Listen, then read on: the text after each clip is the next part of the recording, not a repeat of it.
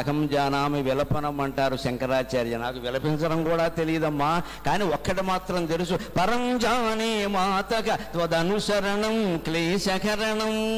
నీ నామస్మరణ చేస్తూ నిన్ను అనుసరిస్తూ ఉంటే అన్ని కష్టాలు పోతాయని నాకు తెలుసమ్మా అంటారు. కష్టానికి మనం స్వాగతం పలకాలి, ఎందుకంటే అది మన మనస్సును భగవంతుడికి దగ్గర చేస్తుంది. పక్కకి వెళ్ళనివ్వదు. పట్టుకో పట్టుకో పట్టుకో, అమ్మవారి పాదాలు పట్టుకో అంటుంది.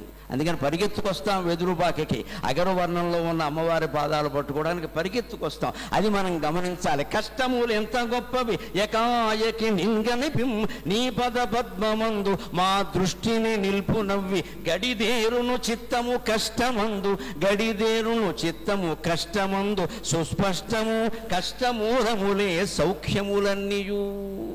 తల్లి 9 నెలల పాటు యాతన పడకపోతే, ఘర్షణ పడకపోతే, ప్రాణాన్ని హరించే నొప్పులు ఎదుర్కోకపోతే బిడ్డ పుడుతున్నాడా? కష్టము లేకుండా సుఖం ఎక్కడ ఉంటుందండి? కష్టమూలములే సౌఖ్యములన్నీ చర్చలేల నీ ఇష్టము కష్టమో సుఖమో ఎద్దియు సంగిన ధన్యుడన్ ప్రభో.